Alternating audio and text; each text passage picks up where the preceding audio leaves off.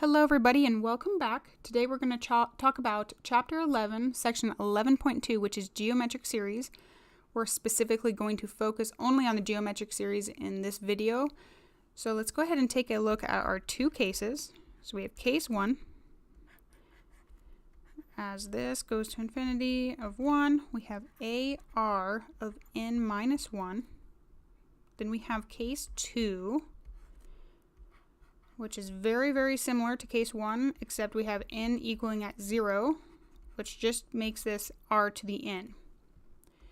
Now, what's really cool about these two are they equal the exact same thing. So we have a plus ar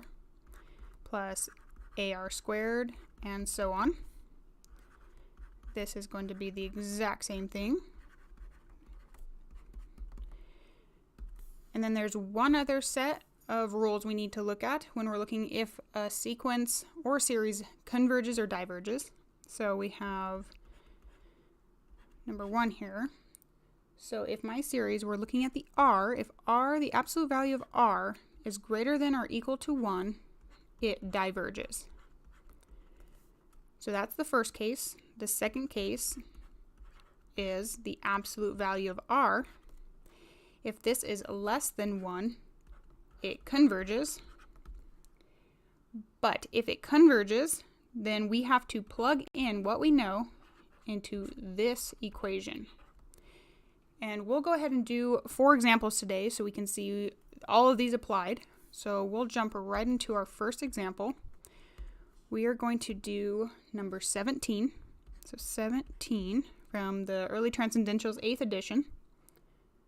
And this goes 3 minus 4 plus 16/3 minus 64 over 9. And that continues.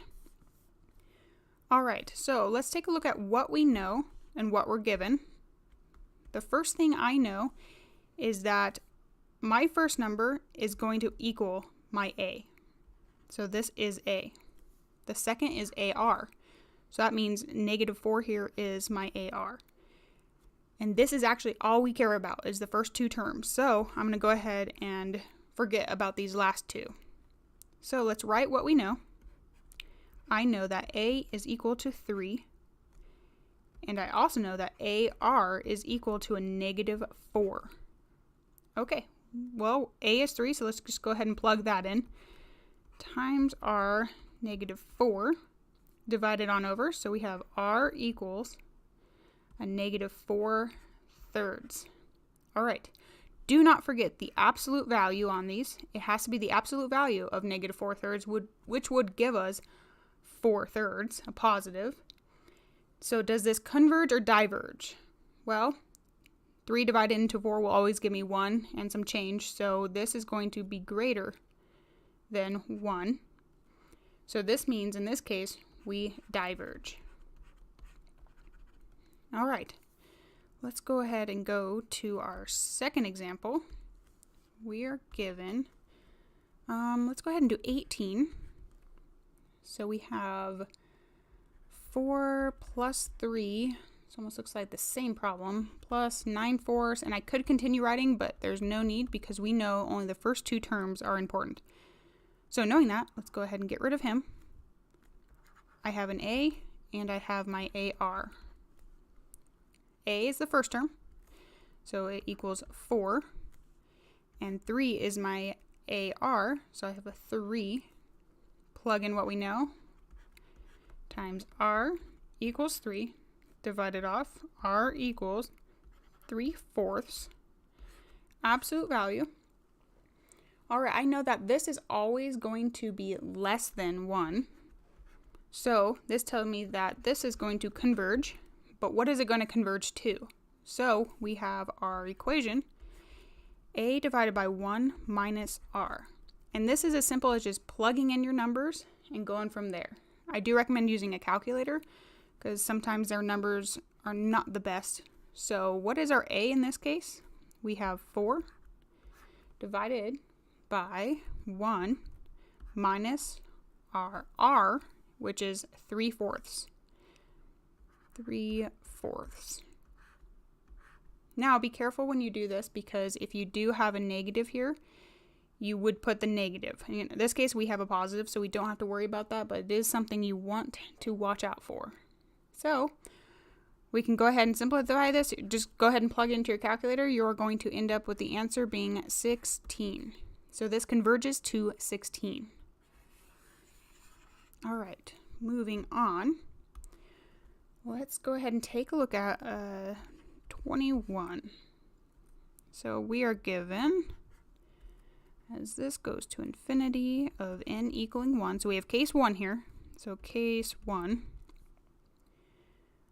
All right, and then we have 12 times 0.73, super random number, n minus 1. Okay. So this is a great warm-up problem because if you remember back at case 1, what is our A and what is our R? So we know that 12 is our A, and we know that 0.73 is our R. So what I'm looking for first, before you go ahead and do a whole bunch of work, we just want to know, does this converge or diverge? Because if it diverges, I am done. So let's go ahead and figure that out first before we waste too much time. So I know that the absolute value of R in this case is the absolute value of 0.73. Well, no matter what, that's never going to be greater than 1. So I have less than 1. So this does converge. So we are not done. So let's just go ahead and plug into our equation, which is right here. So my A is 12 divided by 1 minus our R, which in this case is a 0.73. And from this, you should get 44.4 repeating. So it's really helpful to figure out what is your A and what is your R.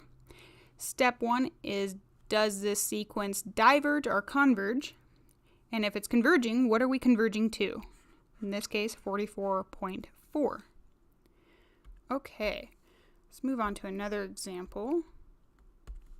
We're going to do 24. All right, this one is infinity as n equals 0 of 3n plus 1, all divided by a negative 2 to the n. So this is kind of a weird problem, but I'm going to step you through each step how to solve this. So there are a few different ways to solving these kinds of problems. We can go ahead and add 1 to n, and then treat this as an equation in and of itself. So everywhere I see n, plug in n minus 1. However, I don't like to do that because you have at least 5 more steps when you do that. So go ahead and keep it the way it is, but we are going to split terms up to make it a little more visually pleasing. So let's rewrite this out. For n equals 0, I'm going to split this up, and this is a complete valid way to do this. You can do this on any problem. So all I did here was took 3 to the n and then 3 to the 1. Because they're multiplying, I know my exponents will add. So that is the exact same thing. And now I have my negative 2 to the n. All right, something I'm always looking for when I'm doing this problem are things that are similar. So I have an n right here and an n right here. They're both to the power of n. We don't want to touch that because we can actually simplify that. So don't touch these two. But I do have a 3 to the 1 power, which is 3. So let's go ahead and pull that out. That is a constant. So rewriting. This is going to an infinity, n equals 0. Now what am I left with? I have 3 over, pull out your negative, 2. And because these are both now to the n, I can just pull out my n. So it works out rather nicely. All right, now from here, we can just go ahead and simplify. Don't forget about your 3. He will come back in at the very end. So what we're going to do is, this is my A, and this is my R. Let's go ahead and check to see if this converges or diverges. So I know I have the absolute value of a negative 3/2. Is this less than 1 or greater than 1? Well, 2 going into 3, I know this is going to go to a positive. So I know that this has to be greater than 1. So in this case, because it's greater than 1, it diverges. All right. Now, because it diverges, we do not have to go any further. Say we were to go further. Say this did converge. What you would do, so we'll just hypothetically for a moment say this did converge. So this was actually less than 1. What you would do is you're going to solve plugging into your equation, 1 minus r here. Whatever number you get, you have to pull back down this, and then you are going to add it on. So, or multiply it on, excuse me. So multiply this by 3. You cannot forget your constants that you have pulled out. I hope this helps just a little bit of seeing the geometric series. If you have any other specific problems you would like me to solve, go ahead and leave a comment in the comments below, and I'll do my best to get to them. Thank you.